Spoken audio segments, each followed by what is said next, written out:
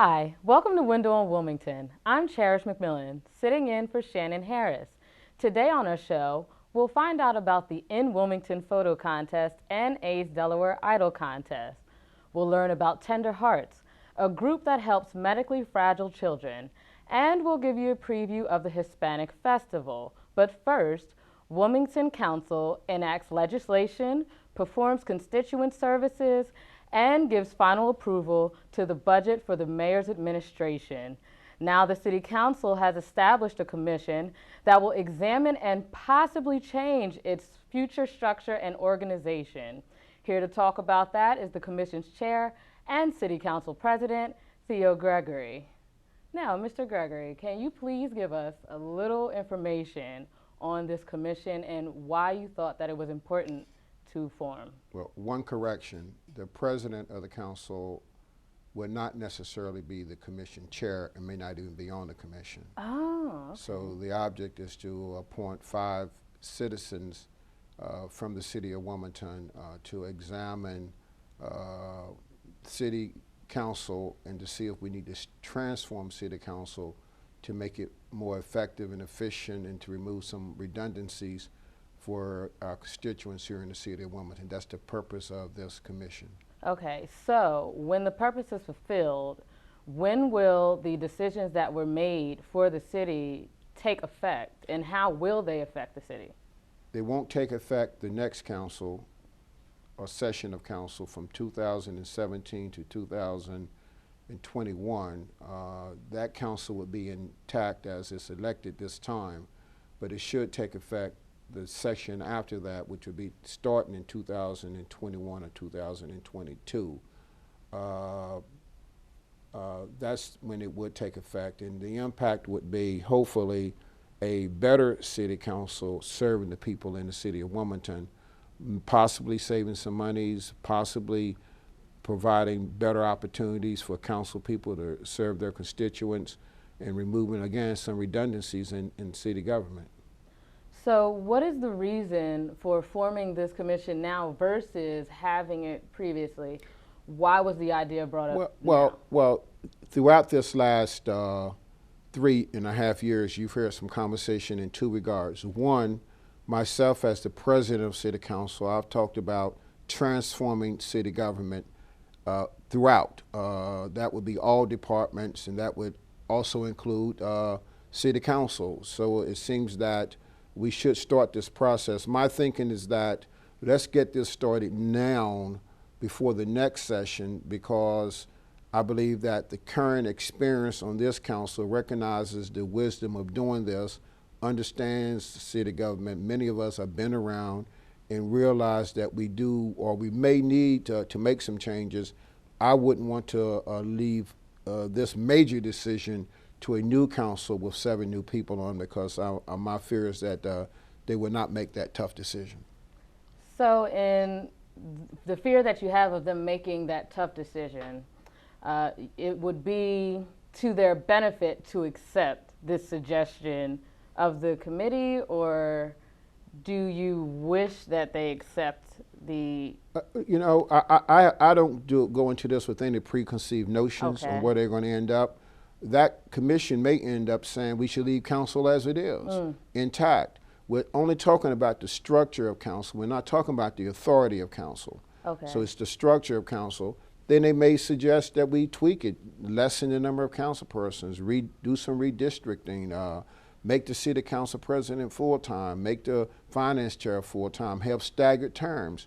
But we should look at this. Whenever you have an organization that's been around for a while, and we've been around as a charter since the mid-'60s, and we pass budgets every year, it seems to me we need to take an introspective look at ourselves and possibly transform ourselves, not just for city council, but all of government, because taxes keep going up, services are here, we're not a direct services government, so we need to look at how we're going to move Wilmington forward in the best interest of our constituency. When will the commission begin working? That's a good question. I think we'll get them appointed in October. They'll probably go through a month of organizing, and they'll probably start working in November, December of this year, I'm thinking. How often will they meet? Oh, they're going to run their own shop. I can't tell them how often to meet. I don't know if I'm going to appoint 5 and then appoint a chair, if I'm going to let them appoint a chair from among themselves. But how often they meet will in part be dictated by the commission. But of course, city council staff and myself will be behind the scenes trying to give them some structure. But this is going to be an independent commission, not city council driven. Will their meetings be open to the public? Oh, absolutely. I'm sure they have working sessions. You got to talk one-on-one, and it's not open. But their decision-making process and their debates will be open to the public, and hopefully we can televise it.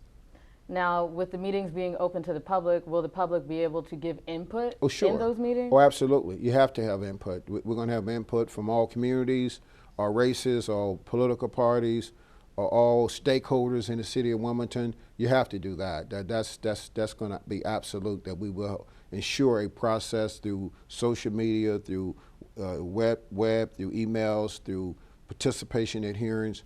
There will be absolute community input and comment and participation in this process. Will the commission look at eliminating any council seats? They can look at that. That's on the table. Nothing is off the table in terms of looking at the structure of the Wilmington City Council. They won't look at the authority of the Wilmington City Council, because the authority as it relates to the executive branch, that's set. But we're going to look at the structure to see if within the current authority we can do a better job. Why is this commission important?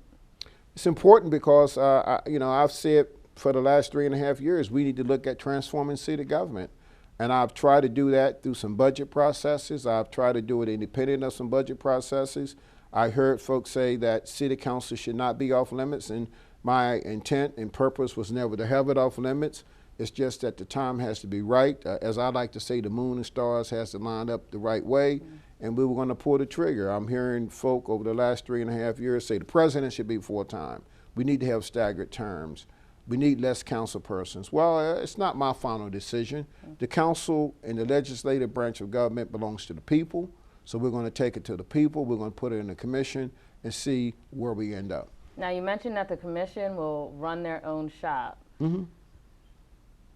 What words of wisdom do you have for the future commission when running their shop? Let me tell you my first word of wisdom. None of the 5 people should get in there and suck the oxygen out of the room. All right? Leave some oxygen for the other 4, for everybody, 1. And by that I mean don't dominate. 2, you have to reach common ground. And 3, we don't want people who are going to talk at one another. We want people who are going to talk to one another. And we want to first make sure we get in and everybody understands what the expectations are. And we're going to move forward and everybody understands what the mission is. That is to build a better city council structurally on behalf of the people in the city of Wilmington. In addition to building a better city council structurally, what other changes would you like to see personally from this commission? Oh, none. I want them to stay within their framework. I don't want them to be a renegade commission. We've given you a charge. You stay within your charge and bring back a product that the next city council can vet and make some decisions about. Are there any final thoughts that you have regarding the commission? At the end of the day, what's going to happen with this commission, they're going to issue a report. The city council will vote on it. The city council may defer voting on it or vote on it in such a way that it goes to a referendum to the community before that next election in late 2020. And then, of course, if it requires a charter change, it would end up in Dover in 2021-22. But I think the community should understand that process. So it's not an overnight process. There's work to be done by the commission. They have to vote. Then the city council has to vote. Hopefully we take it to a referendum that may bypass referendum and go straight to the General Assembly, but it's going to require some charter changes. Okay, well, thank you so much for joining us today, President Gregory, putting Wilmington in the best light when we return. Well, I want you to let you know you did a good job in your debut. Oh, thank you so much, as the host President for Windows Gregory. on Wilmington. Oh, I thank you.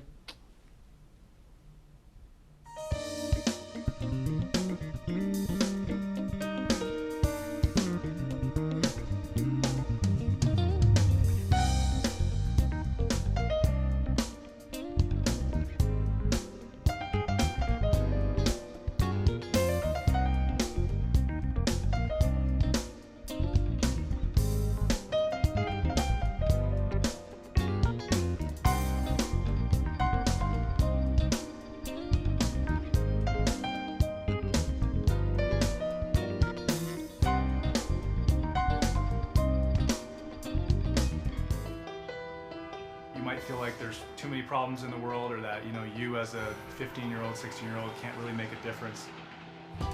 It's not always about you. It's not just one person. It's a group. It's a team. Just that simple act is transforming someone else's life. It's one of the best feelings in the world. It'll just make you feel so good about yourself. I'd do anything to convince you just to be a part of this. Oh, those boys are much too much. Those boys are much too much. We got the spirit. We're hot. We can't be stopped. We got the spirit. We're hot. We can't be stopped. We're going to beat them and bust them.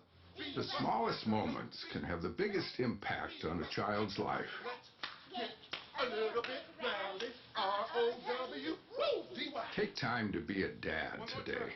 Call or visit fatherhood.gov to learn more.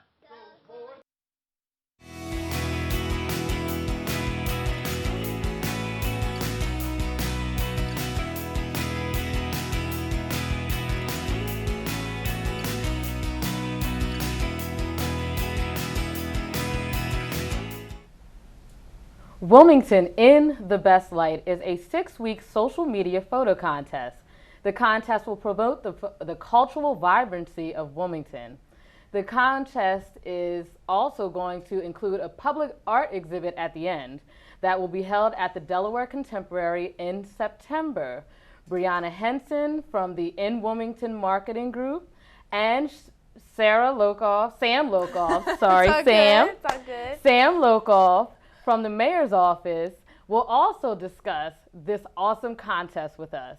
So, hi Sam. Hi, this is a familiar Cherish. face in the building, and I'm Yes. sure she's going to pick on me a little later for Not saying at her all. name wrong. Not at all. So, talk to me about this contest and why you came up with this idea. Yes. So, so as you said, I'm with the mayor's office, and have had the pleasure of working with Brianna from In Wilmington throughout the past 2 years. I've been with the mayor's office on events and special things that are happening in Wilmington. And I had this idea of just getting the most beautiful, wonderful, fun pictures of Wilmington out into the internet and onto social media to sort of change the dialogue and the narrative around our city, because there's so much fun stuff going on.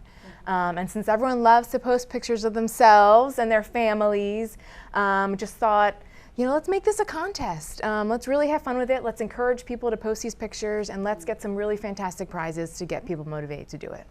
Okay, that sounds awesome. Now, who can participate in this contest? Anyone and everyone. Okay. Except for us. Well, I guess Except for I you guess guys. But we're not going to win anything. that's true. Well, speaking of winning something, how can people win, and what will they win if they win? Well, the easiest way to keep up with the updates for the contest, because there's a different theme each week, is to follow the hashtag #WilmInTheBestLight. Each week we release a new hashtag theme. This week's is One Love in Wilm, so it's all about peace, love, and unity. This week's prize is for the top liked image across all social media platforms. We're accepting Facebook, Twitter, and Instagram submissions. The top photo will win 2 tickets to the Whalers on August 18th. At the Queen. We'll also be giving a random set of tickets away to just a random participant as well this week. Yes. Oh, and I don't think we've had our first 10 I don't think we contestants have. yet. So first 10 photos automatically win a pair of tickets to this weekend's People's Festival. Oh, okay. So that's a little motivation for you guys to go on ahead and start flicking those photos, posting them, and enter the contest, because if you're the first 10, then you get tickets to the People's Festival this weekend. That's an awesome prize. Just as a reminder, though, whatever your social media platform is has to be public. So we can see it. So we can see it. And you that's have key. to use the hashtag of the week. So the hashtag, again, this week would be One Love in Wilm. You can also obviously put the hashtag Wilm in the Best Light, because that is the name of our photo contest. That's ultimately what we want to happen, is to show Wilmington in the best light. But yeah, we've got 2 free tickets for the first 10. This was our motivation. Get people involved, get them competing, and the first 10 people who post are going to get 2 tickets to People's Fest, which is so much fun this Saturday. Now, you mentioned specific hashtags. How do people stay abreast or aware of what those specific hashtags are so that they are in the light so they can win the contest? They follow the hashtag #WilmInTheBestLight, or stay connected to the City of Wilmington's page, or In Wilmington Arts and Entertainment It's our official Facebook name. And each Monday morning, we will post the winners from the previous week and announce that week's contest. And we've boosted the post, so hopefully you'll see them popping up in your feed.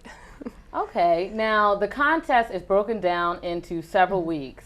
Can you explain how those weeks work and how you came up with those ideas for the specific weeks? I know you mentioned some themes. Yes. How did you come up with the themes that you're using for the week? So this week was when we first got together and I told Brianna my idea and we started sort of working out what each week should be. This week with the One Love in Wilm and with the People's Fest, it just worked. And with everything that's been going on in the country, we really just wanted to show love and unity, right here in Wilmington. And again, the People's Fest, and then with the Whalers concert on August 18th, it was meant to be. It all worked out very organically and was perfect for this week. And then the next week is Music in Wilm.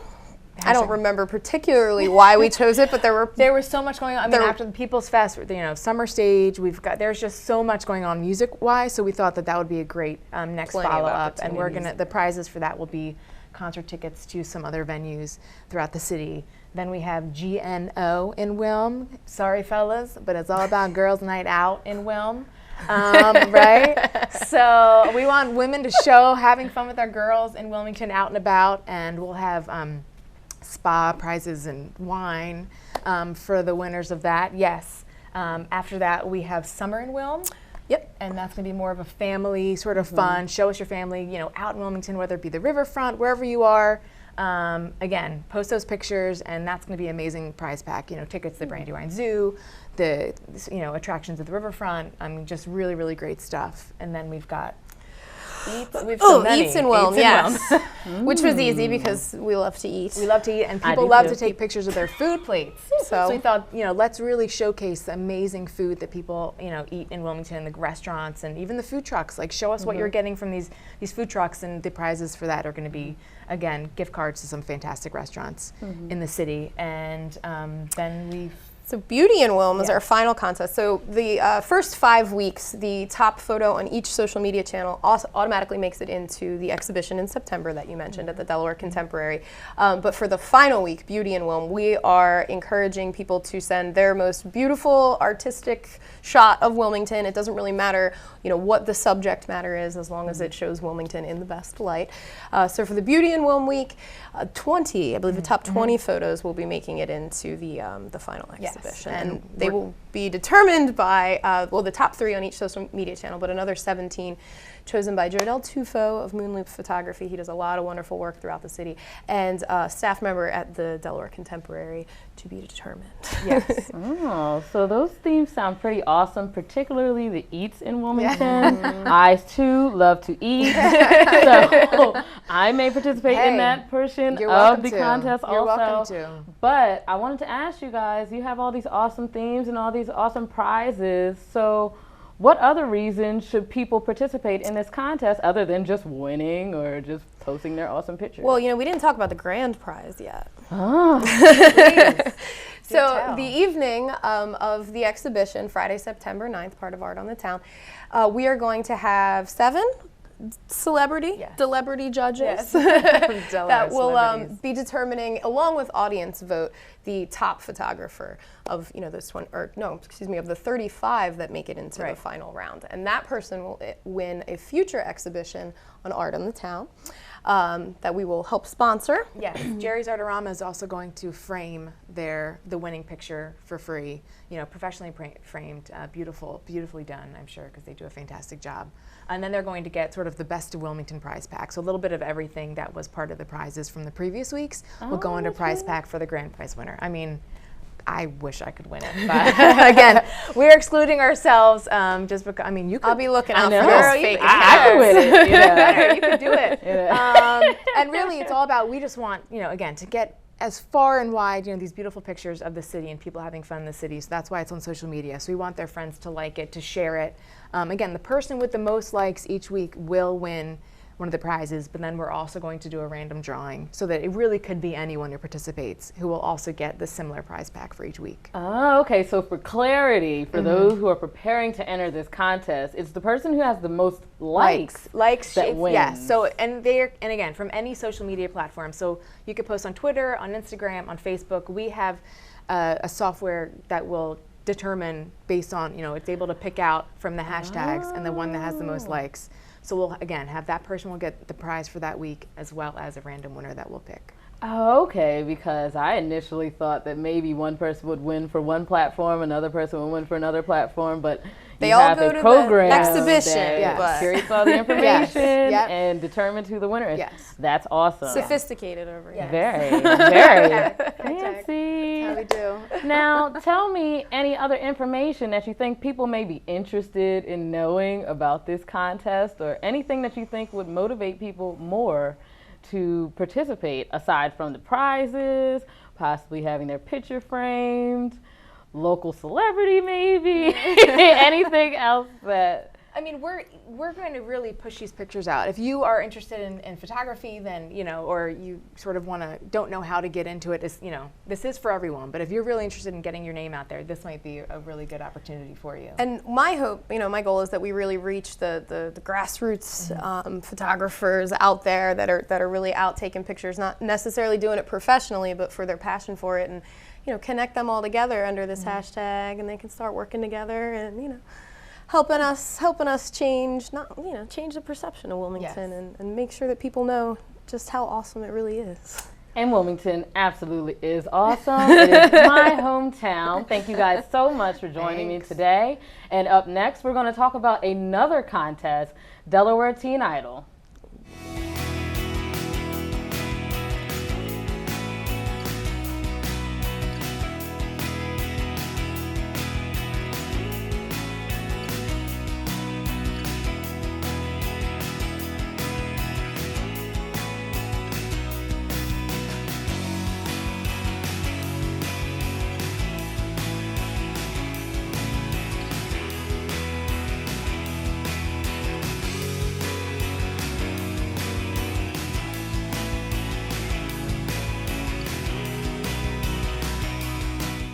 Can I go to the sleepover? Lucy, I want you to promise me something. If there's any drinking, I want you to say, "No thanks, not my thing." Mom. I promise you, your real friends won't care. Deal? I promise, Mom. They really do hear you. Did you pack your toothbrush? For tips on how to start the talk, visit underagedrinking.samhsa.gov. A public service message from the Substance Abuse and Mental Health Services Administration. You can say with me, imagine what you'd see if every child had a book to read. So the mission is for us to get a book to each and every child. So let's join hands, book people unite. Unearth hidden passion. Come on, we'll have a good time. One book can leave the money's done made. Let's still change a life. People unite. Read to a child today and spark a lifetime of ambition.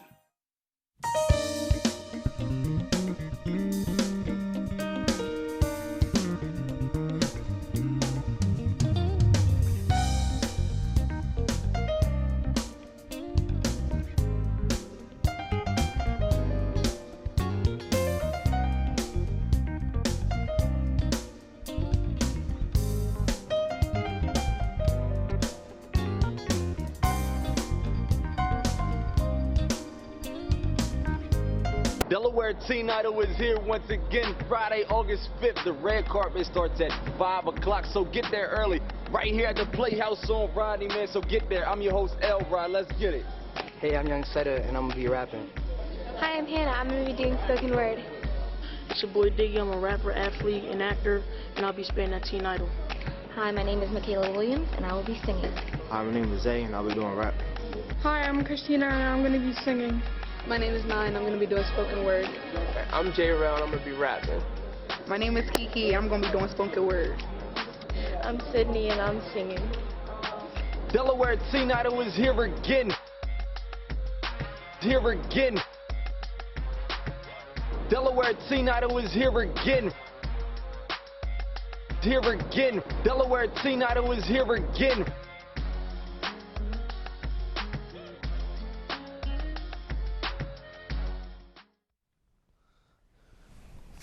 Delaware Teen Idol is a program under AIDS Delaware's Outreach and Education Services. It is a talent show that features original works of art from music, spoken word, poetry, and skits. Teens have been auditioning since the spring for their chance to compete in the finals. The finals will be held on August 5th at the Playhouse on Rodney Square. AIDS Delaware's Director of Education and Outreach and longtime friend of our show, Frank Hawkins, is here with us to talk about this contest. In addition to that, Teen Idol co-chair Candice Davis has joined us. Well, good morning, and thank you for joining me today. Yes, good morning. Thank you for having us back. And I truly appreciate the long-time friendship that I've had with WITN and all the great things they have allowed us to come on the show and talk about. And so we are excited to, Candice and I are very excited to come on the show and to talk about Delaware Teen Idol, because for us it's been a program that has allowed youth to express themselves about some of the societal ills that are taking place, and to allow them to be on a platform where they get to talk about issues such as bullying, fatherhood involvement, HIV, unsafe sex, the violence that's going on.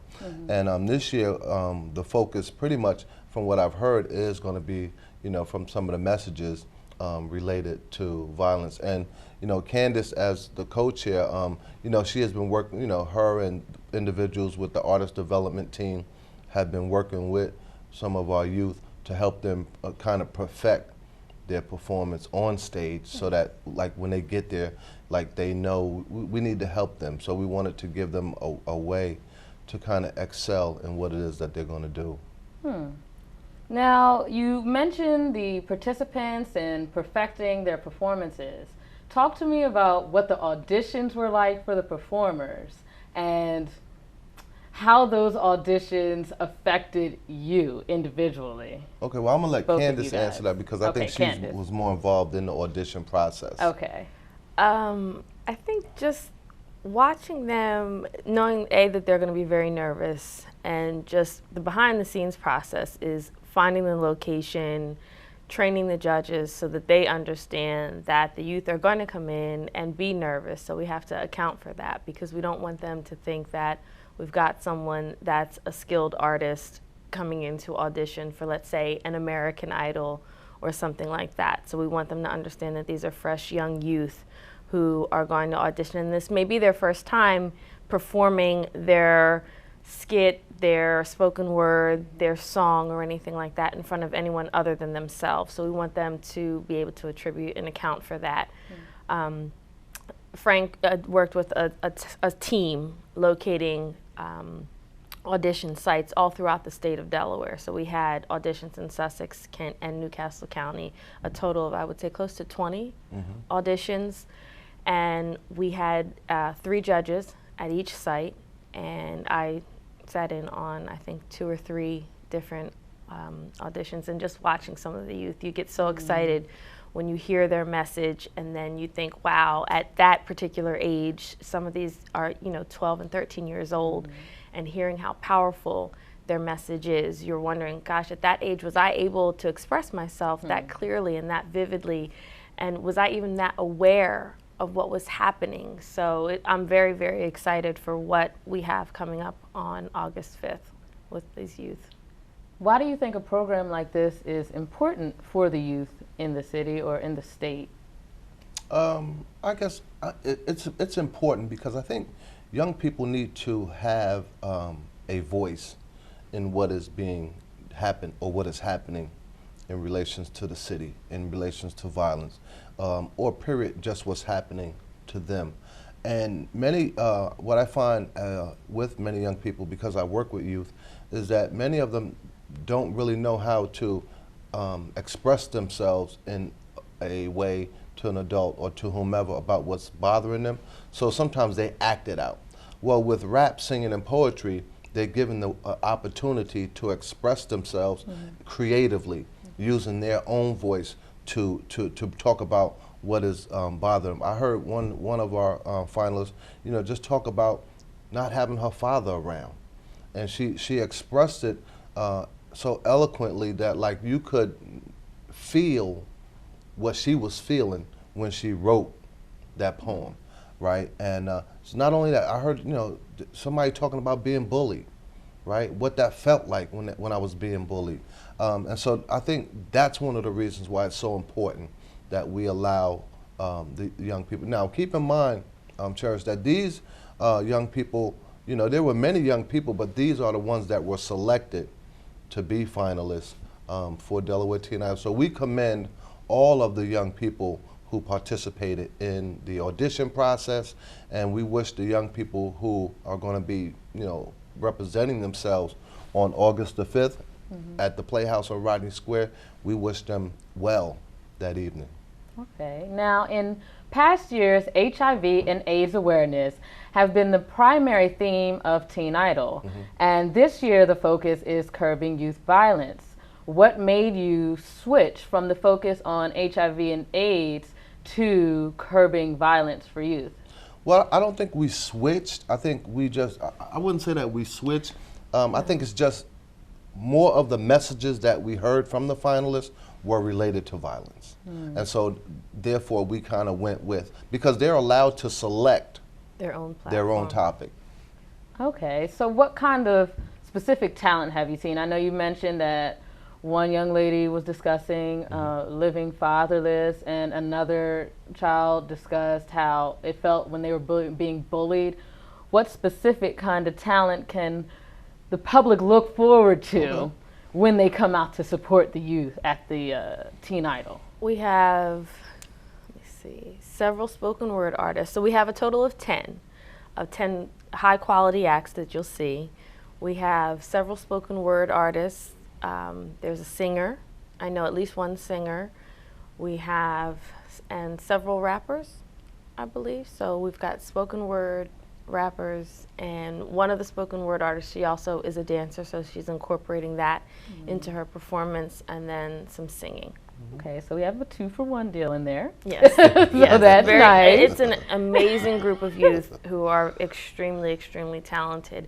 And I wanted to piggyback on the message. I think the youth are typically so highlighted for all the negativity that's happening in the news when you talk about why the youth violence. So I think the platforms, when on the audition application, they have the opportunity to choose what platform they want to pick. And I think it gives them the opportunity to select what they want to represent themselves. And when Frank was talking about the messages, I think they represent not just themselves when they're on stage, but I think they're speaking for the masses, because when you're in the audience and you hear, let's say, someone on stage talking about living without their father, it doesn't just speak, that person's not just speaking for them, she may be speaking for the 20 or 30 other young ladies that are in the audience that can relate to that person, and they say, I'm not the only one. So it gives someone else, as Frank said in another conversation, it opens up the door for parents to have conversations with their children. So we're opening up doors to allow for positive conversations for parents with their youth. So I think the messages are great, and I can't wait for the competition next week. Okay, well, thank you so much for giving us all that information about the contest. I actually had a friend that participated in the contest when I was in school. Yeah, who's that? So Dana Martin. She's a singer. Yeah. And so I was familiar with the contest before you guys came to speak, so I was excited, but we're going to go on ahead and conclude this and let you guys know to stick with us, because coming up next on Windows in Wilmington, we will talk about Tender Hearts Delaware.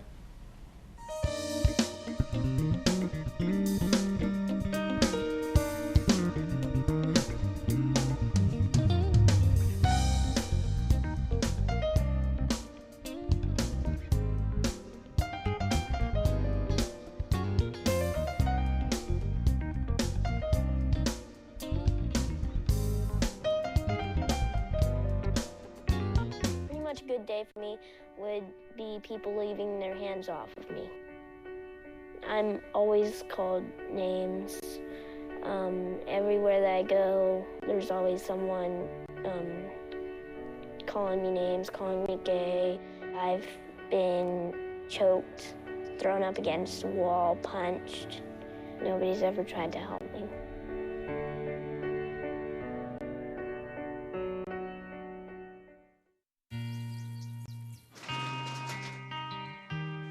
I've got a job to do today. I've got a job to do today.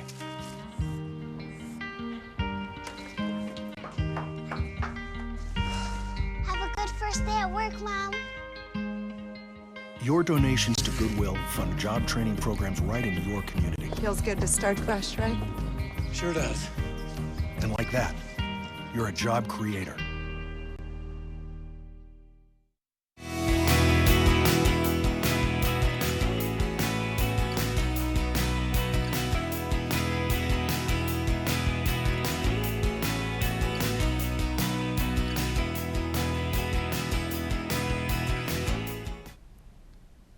The mission of Tender Hearts Delaware is to support medically fragile children in order to create better quality of life for them and their families. Tender Hearts Debbie Doherty and Stephen Huff are here to talk about what they do and why they do it.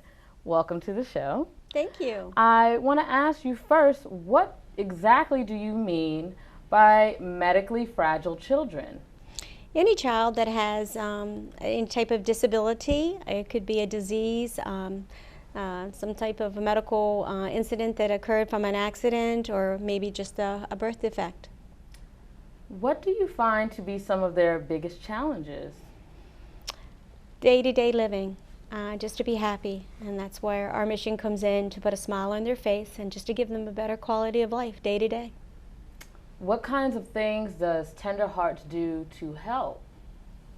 We have a lot of programs designed. We're partnering with Nemours Hospital, where we have a milestone program in place for any child that has a medical issue. We're there to help them on their special day where they found they're cancer-free, or they're able to walk again, or they've had their last chemo treatment.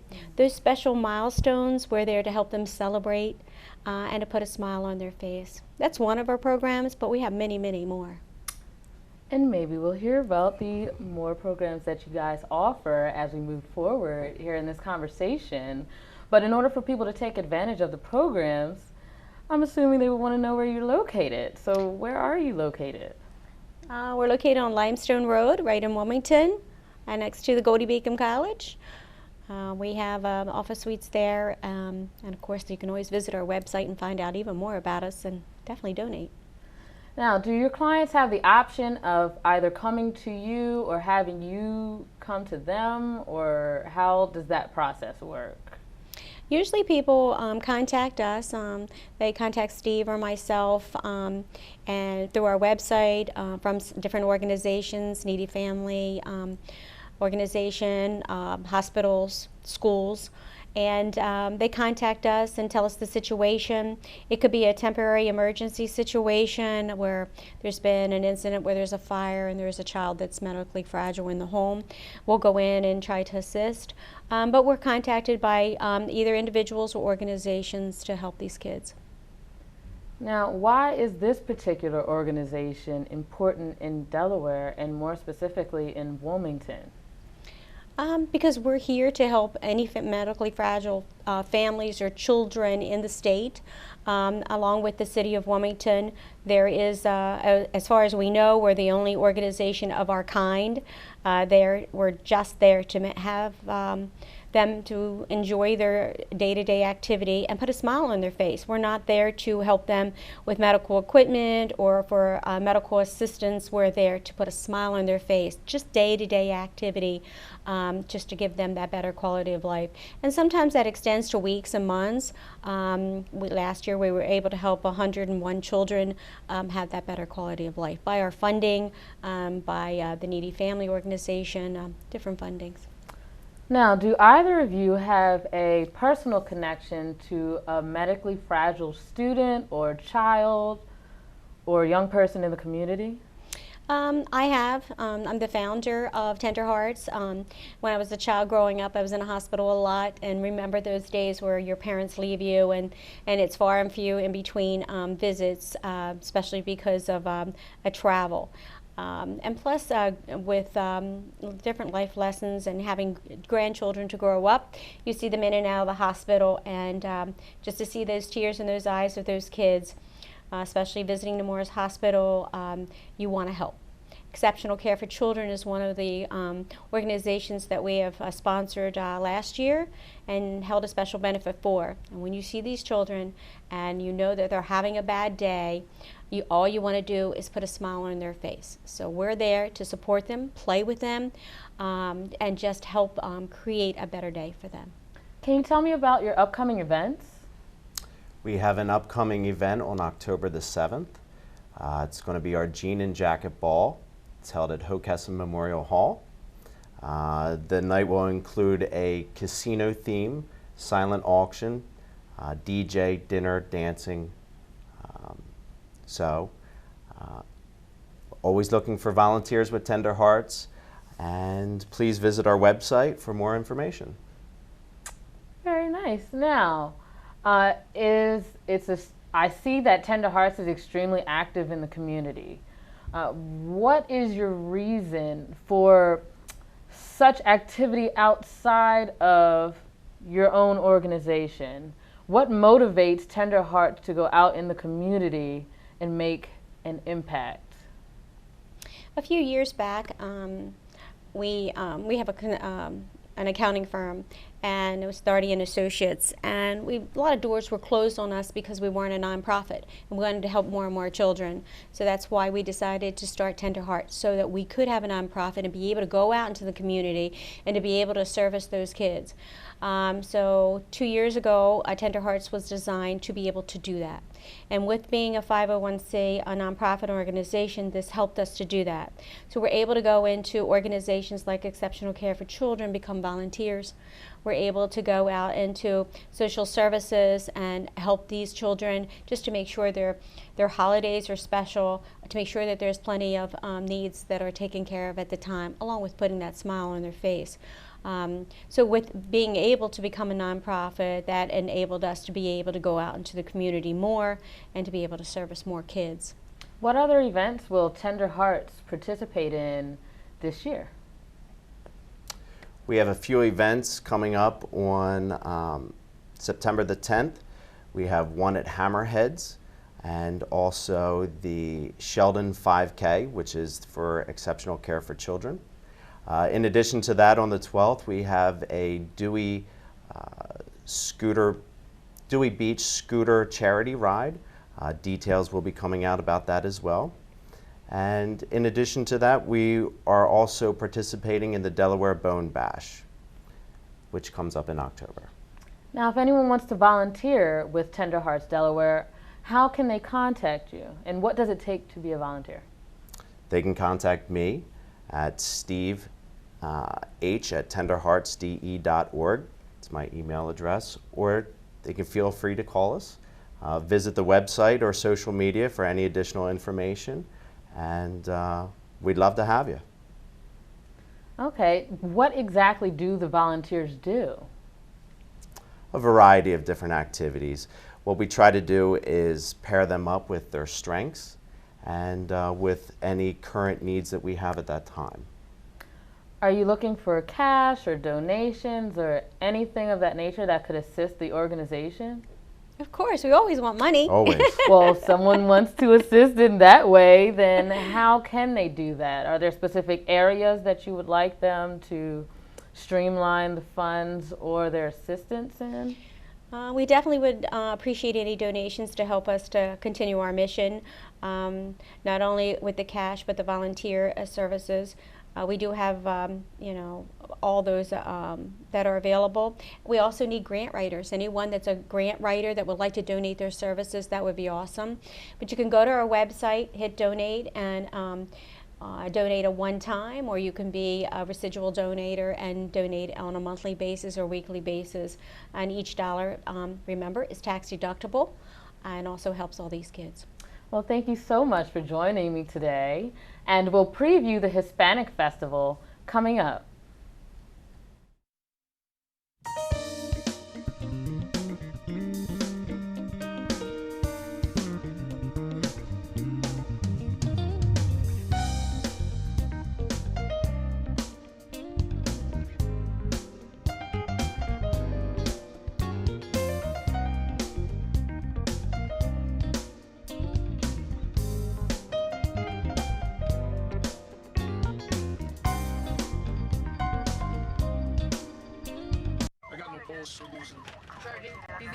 Shocking. Drives it road all the time. Just had a few drinks. This can't be happening. Are we clear? Clear. We just buzzed. Just buzzed. You didn't tell us that, sir. You're right. This isn't happening. You'll be fine. I feel good. Really? No, not really. Buzz driving. Clear. Maybe we should stop acting like it's no big deal. Shocking. Being a dad can be tough. When's the fairy princess coming? Any minute now. But it's always worth it. I know it's really you, Boo. I'm just pretending for the other kids. Take time to be a dad today. Call 877-4DAD-411 or visit fatherhood.gov.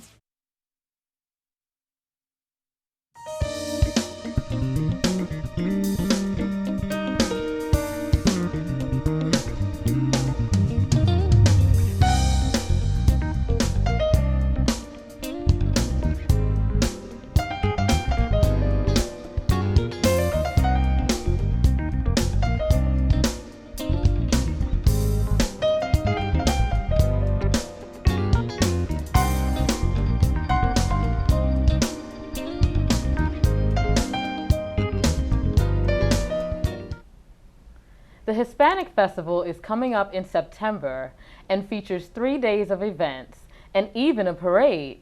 Here to talk to us about the long Wilmington tradition and its festival is organizer India Colin and Miss Hispanic Delaware, Queen Caitlyn Resto. Thank you, Caitlyn Resto. Our queen is awesome, as she assisted me in pronouncing her name correctly, so I do appreciate that. She deserves her crown. So let's discuss this Hispanic festival. What are some interesting things that take place at the Hispanic festival that you think people should know about? Actually, this year's Wilmington Hispanic Festival is the 40th anniversary. So we're really excited about our 40-year tradition in the Wilmington Hispanic Festival. It's been a long-standing tradition here in the city of Wilmington, but we have people from all over the tri-state area that come through. We showcase all the countries in the Hispanic communities. We have folkloric dancing, we have music, we have artists, we have poets, we have children, we have headliners that come in. So we're really excited about this year's 40th anniversary because we have some pretty significant changes this year that are coming in.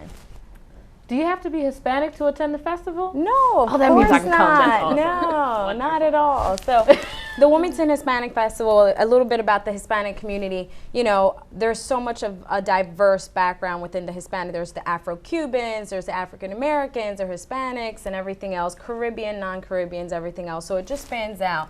It's such a diverse culture of 19 different countries, islands that come together and really just celebrate the cultures. And really, we're just there to educate the community about the manifestations of what is the Hispanic community.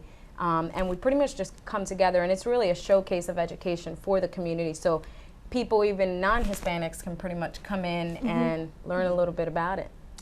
Okay, so in essence, the purpose of the Hispanic Festival is to educate people about the Hispanic culture. Absolutely. Correct. Wonderful. So Hispanic Heritage Month runs from September 15th to October 15th. So we always kick off with that usually it's 1 day, sometimes it's 2 days, 3 days, it's all depending on budget, of course. So this year it's a 3-day event. And Caitlyn could probably tell you a little bit about when exactly that is. It starts on September 9th through the 11th.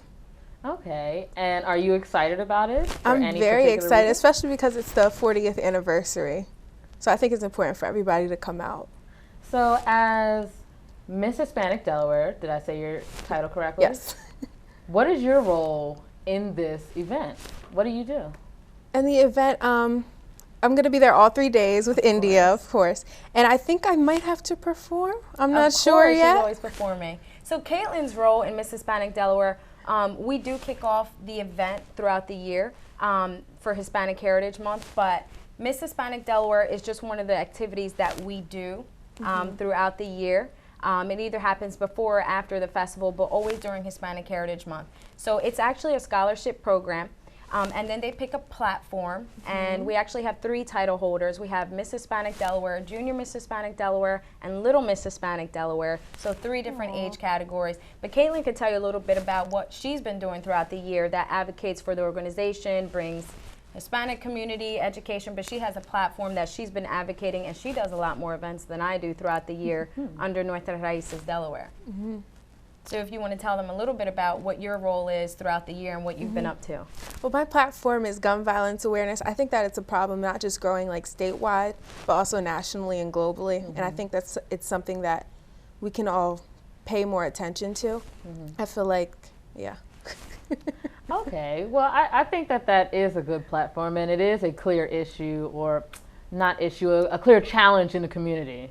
But to veer a little back to our Hispanic festival, I wanted to know specifically what happens on each day. What can people expect in the event that they're trying to, you know, schedule the day that they want to come, so they know I want to go this day because there's going to be a performance, or this day because food will be highlighted or something. Absolutely. So it's really a music and food festival. So we have 3 days. So on the first day, which is Friday, we have the Family Fun Day. It's a kickoff, so it's daily from 3 to 9 p.m. every day. So after kids get out of school, basically what they're going to see is a kid zone where there'll be moon bounces and everything else. We have food vendors, we have information vendors, we'll have merchandise vendors.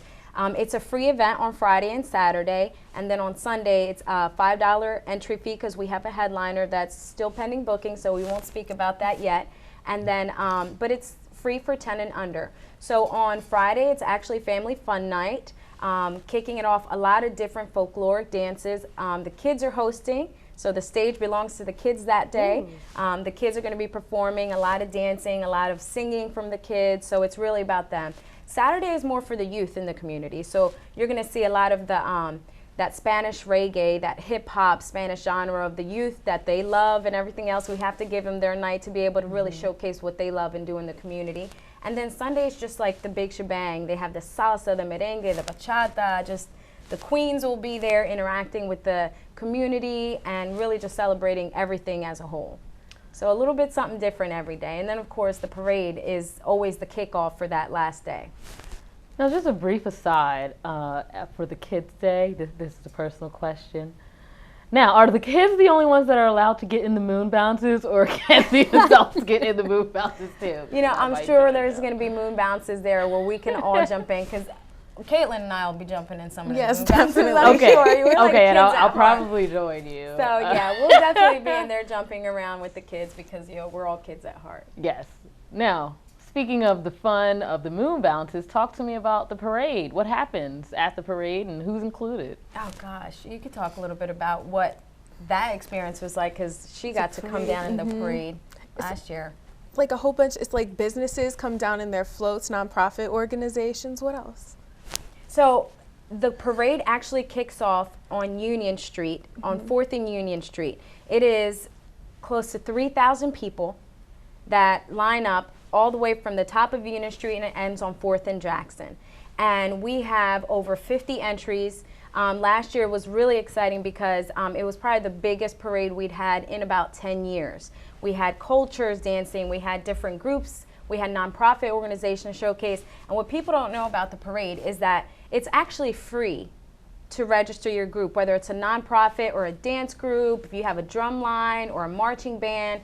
It's actually very free for them to join into that festivity. They just have to register by August 15th in order to get there, because there's limited spaces. We have to keep it to a 2-hour parade.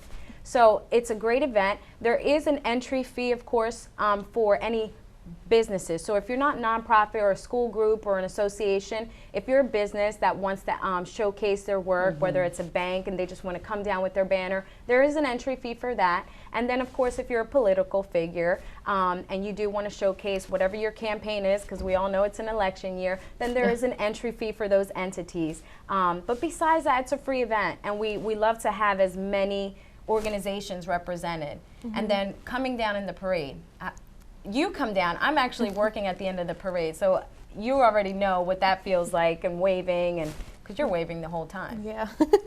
So yeah, she's doing the pageant wave, and Okay. She's wearing the crown and everybody's waving, but it's an exciting time to see that because it's very rare we're in the west side of the community. You see that many people convene for one day, and it's just a beautiful event from the top to the bottom. The city of Wilmington, we're so happy because they sponsor our event every year. Our mayor and the city council in the city of Wilmington, they sponsor it, and they're always coming down in the parade, and they actually get to interact with the crowd. So it's a fun event.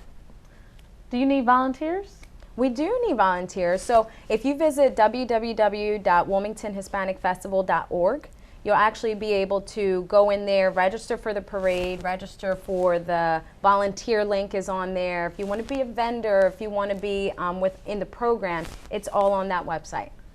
Okay, so if someone wants to be a volunteer, are there specific, do they have to put in an application or anything of that nature, or they just get to come on out, be a vendor, or do whatever they want to do? No, so if you visit the link, so if you visit the link, all the positions for volunteering are actually on the website. So if you want to work at the soda station, if you want to help with setup, if you want to help at the parade, organizing the lineup, all the positions are posted on the website, and you can just pick the one. Usually it's 2 to 4 hour segment for volunteers on any of the 3 days. You just go in, pick that segment that you want to do, and we'll give you a little food ticket, you get a t-shirt, and of course, you know, we look for all the volunteers. It's a community event. We always get a great number of volunteers that come out every year. Food is definitely good motivation to volunteer. The next question I want to ask you is if you're looking for any sponsorships. Oh, absolutely. So, Nuestra Raíces Delaware, our biggest thing, it's a nonprofit, but what people think, we're a registered 501c3, so it is a tax deduction for anyone. It's ran by a small group of volunteers. You know, less than 10 people actually organize this event. We all have full-time jobs, so it's all on the side. You know, everything's done on their spare time, weekends, at night, and off hours that they're doing everything. So sponsors are always needed because we have about an operating budget this year of about $37,000. So we're just itching to that number, and it all happens by way of donations and sponsors. Well, thank you so much for joining us today. My name is Cherish McMillan. Thank you.